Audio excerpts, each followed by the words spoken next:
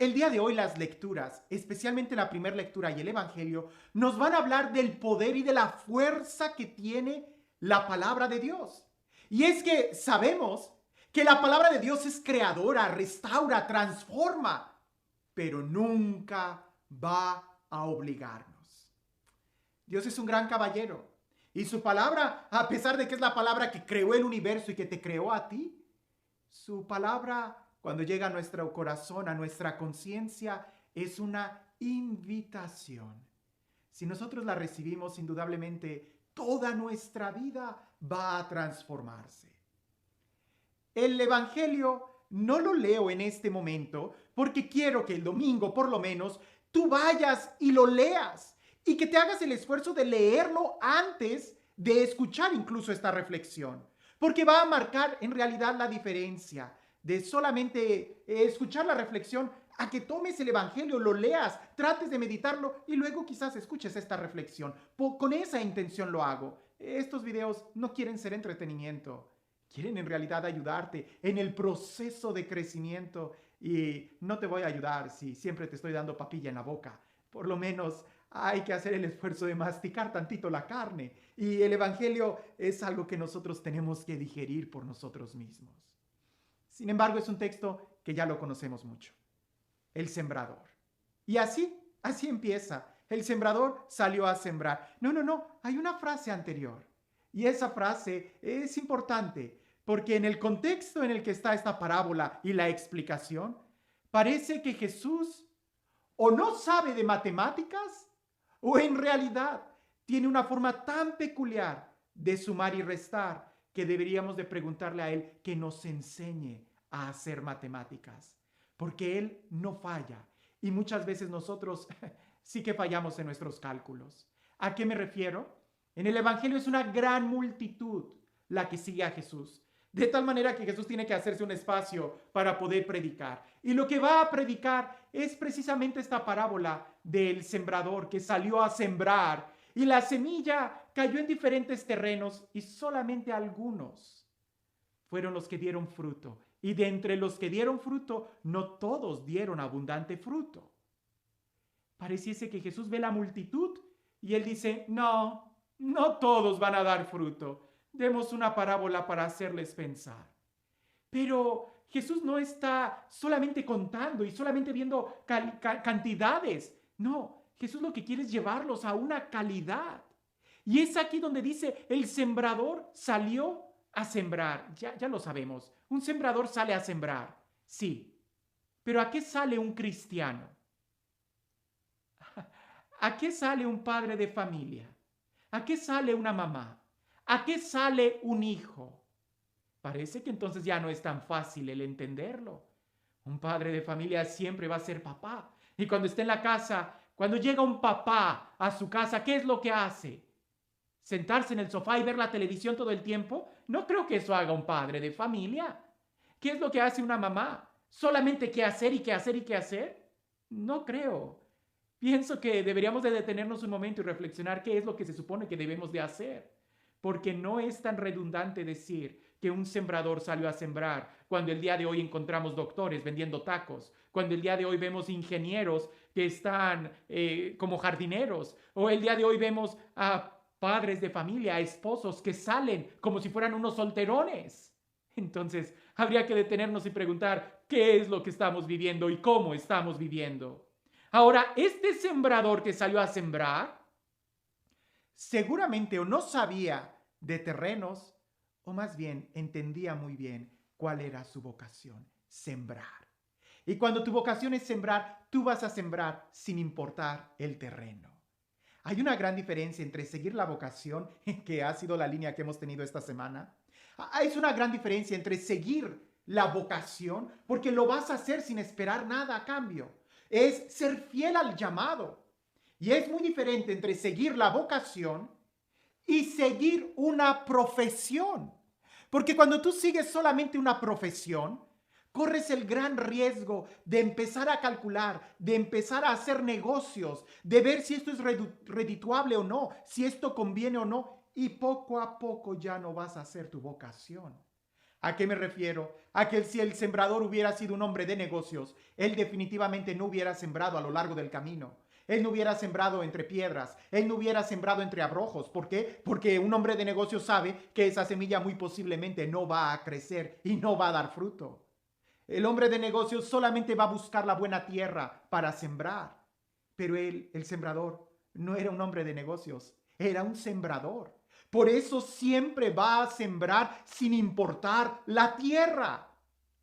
Esto es importante, porque el papá, el padre de familia, siempre va a ser padre de familia sin importar en dónde esté.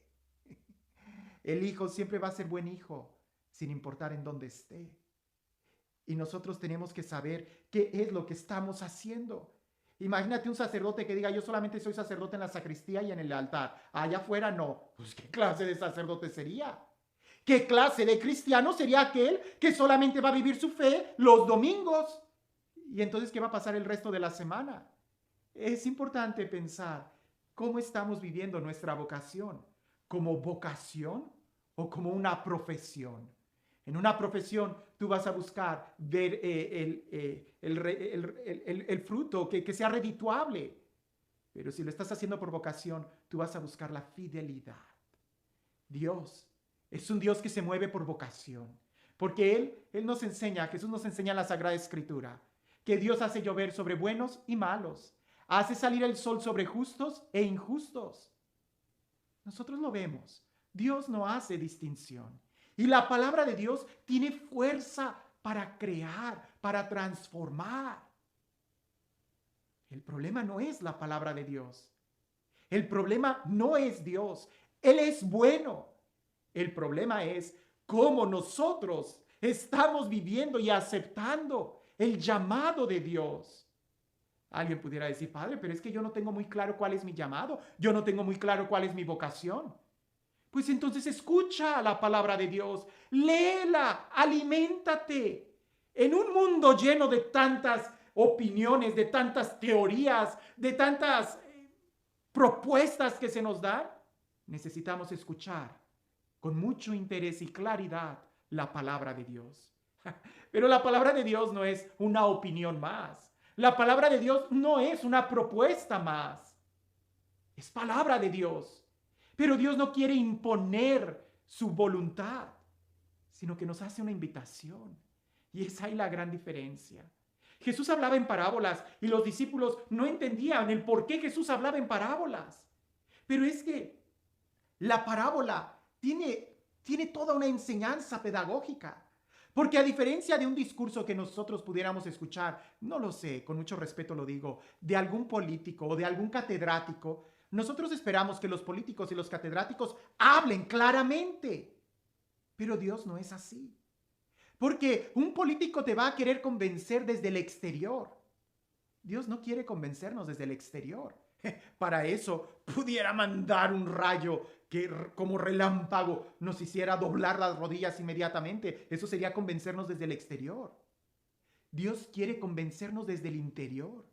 Y la parábola, cuando Jesús hablaba en parábolas, porque en el Evangelio del día de hoy nosotros también entendemos y tenemos la explicación que Jesús les da a los discípulos. Es increíble, porque en el Evangelio del día de hoy tú vas a escuchar la parábola y la explicación de la parábola que se las dio Jesús a los discípulos. Pero ¿cuál es el sentido de la parábola cuando Jesús hablaba? Que las personas tomaran la parábola, se la llevaran a su casa y ahí en su casa empezaran a reflexionar y a reflexionar y a reflexionar hasta que la parábola, hasta que la palabra de Dios pudiera echar raíces en el corazón. Ese es el sentido de la parábola. Por eso Jesús hablaba con símbolos, con signos, para que nosotros podamos rumiar hasta que podamos entender en nuestro diario vivir cuál era ese sentido que Jesús estaba explicando. Y el día de hoy, aunque tenemos en la Sagrada Escritura la explicación de esta parábola, eso no nos quita el trabajo de tomar el texto y leerlo, y volver a leerlo, y volver a leerlo, meditarlo hasta que dé fruto. Porque si no lo hacemos de esta manera, entonces la parábola se va a cumplir. Lo vamos a escuchar y se nos va a olvidar. O lo vamos a escuchar porque predicaron con mucha emoción y nos vamos a animar, pero cuando salgamos, las preocupaciones, que el virus, que la pandemia, que la economía, que el cierre de negocios, que esto y aquello, nos va a empezar a abrumar, que al final se nos va a olvidar la palabra de Dios. Por eso es importante que nosotros tengamos disciplina y la podamos leer y releer y releer.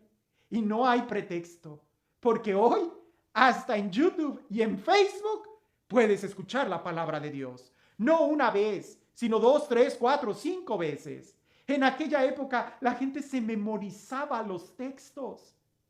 El día de hoy, con tanta tecnología, nos hemos vuelto tan flojos. Pero cuando salimos allá al mundo, parece que salimos sin arma, sin palabra de Dios y no sabemos cómo dar una respuesta. No para debatir a alguien, sino no sabemos cómo darnos una respuesta en nuestra vocación, en la forma en cómo estamos viviendo. Déjame te doy este ejemplo tan bruto. Y si tú me pides que yo te dé una manzana, lo mejor es que yo te la dé, así completa, o que tú la cortes del árbol. Así, fresca, la limpias, la muerdes. Es totalmente jugosa cuando la tomas así. Pero a veces somos tan flojos que ya queremos que nos las den cortada, que nos las den picada.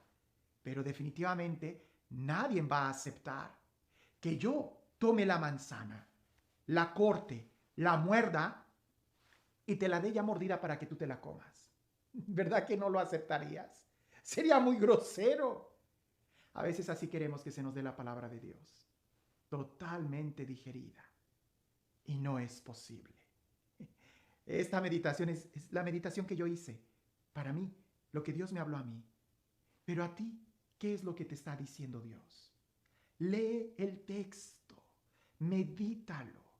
Haz de la palabra de Dios un alimento diario en tu vida. Escríbela, repásala. Estos videos, los judíos tienen la costumbre de en la mañana, en la tarde y al anochecer repasar los mandamientos. Repasar el Shema Israel, Adonai Eloheinu, Adonai Echad. Y parece que nosotros los católicos a veces nos volvemos un poquito flojos. Hoy, yo sé que a lo mejor este video no lo vas a escuchar por segunda vez, porque ya tiene más de 16, 17 minutos. Pero el texto tú sí lo puedes leer más de una vez en este día.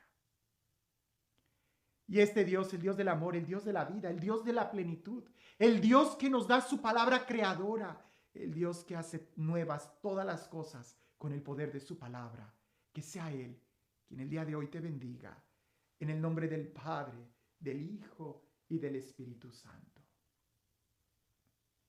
Dicen que en una de las tumbas de Egipto, un faraón tenía en su mano un saquito con granos de trigo. Y cuando estaban analizando y sacando al faraón, esa momia momificado, de ahí de donde estaba, del sarcófago, y cuando encontraron esa bolsa de saco, ese saquito con granos de trigo, se sorprendieron y por ahí hubo quienes tomaron poquitos granos, 3, 4 granos, los sembraron y para sorpresa de todos, los granos germinaron. Tenían más de 5,000 años de haber estado ahí enterrados en el sarcófago junto con el faraón. Más de 5,000 años y dieron fruto. No subestimes el poder de la palabra de Dios, pues aunque no la entiendas en ese momento, no la pierdas, consérvala cerca de ti, que en el momento inesperado la entenderás y dará fruto. La pregunta es, ¿cuánto fruto va a dar? Depende qué tanta palabra tú hayas guardado en tu interior. Dios, sin discriminar, a todos nos da la misma palabra. La diferencia la hacemos nosotros cuando decidimos guardarla o no. ¿Y tú? ¿Qué es lo que te dijo Dios el día de hoy? ¿Y qué tan dispuesto estás para guardar esta palabra?